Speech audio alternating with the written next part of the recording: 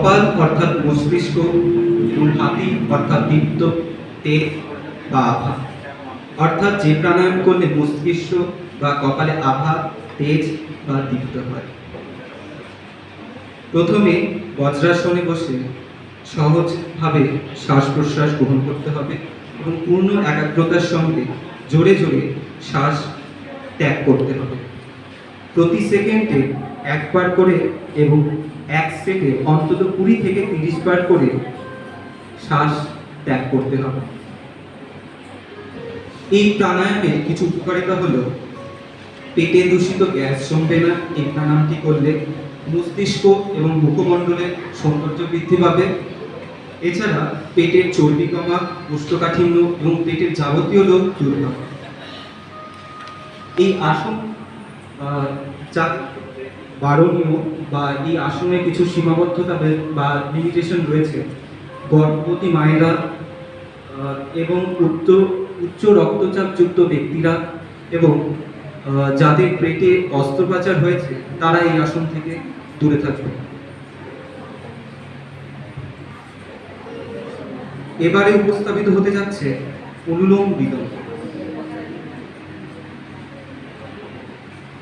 অনুলোম অর্থাৎ সঠিক দিক এবং বিলোম অর্থাৎ বিপরীত দিক, অর্থাৎ যে বিকল্প নাসাপথ দিয়ে শ্বাস গ্রহণ ও ত্যাগ করতে হবে। প্রথমে ধ্যানে বসে ডান হাতে মধ্যমা ও তর্জনী ভাঁজ করে তালুর সঙ্গে যুক্ত করতে হবে এবং বুড়ো আঙুল দিয়ে ডান নাসিকা বন্ধ করে বা নাসিকা দিয়ে সেই শ্বাস ত্যাগ করতে হবে।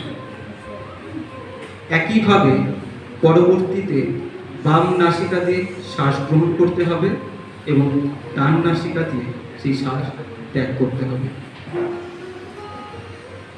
এই আসনের ফলে উচ্চ রক্তচাপ নিয়ন্ত্রণ হয়, নাকের ভেতরে পলিপন রোগ দূর হয় এবং সর্দি, কাশি, ইনফ্লুয়েঞ্জা, নিউমোনিয়া প্রভৃতি রোগ দূর হয়। এই আসন যেসব ক্ষেত্রে বারণীয় তা হল উচ্চ রক্তচাপজনিত ব্যক্তি, মৃগী রোগে আক্রান্ত ব্যক্তিরা এই আসন থেকে দূরে থাকে।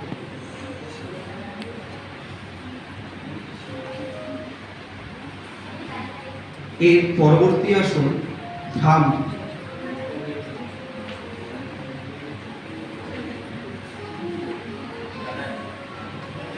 সমতল আসনে আসন গ্রহণ করবার পর পদ্মাসনে বসে প্রথমে বুড়ো আঙ্গুল অর্থাৎ বৃদ্ধাঙ্গুলিকে কানের মধ্যে চেপে ধরে তর্জনীকে কপালে এবং মধ্যমা এবং অনামিকাকে চোখের মধ্যে ধরে এবং কনিষ্ঠাকে নাকের বরাবর পাশে রেখে শ্বাসবায়ু, নিঃশ্বাস ও প্রশ্বাসের মাধ্যমে এই আসন করতে হবে। আসন প্রাণায়াম প্রাণায়াম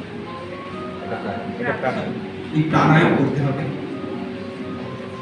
এই প্রাণায়াম চাঞ্চল্যতা, মাথা ধরা, চোখে কম দেখা, গলগণ্ড, সর্দি, কাশি, কানে জলজমা, অতিরিক্ত চর্বি এগুলো দূর করতে সাহায্য।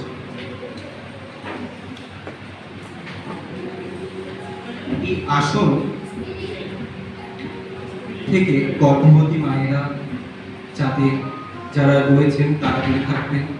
দ্বিতীয়ত, যাদের শ্বাসকষ্ট রয়েছে তারা এই আসন থেকে দূরে থাকবেন।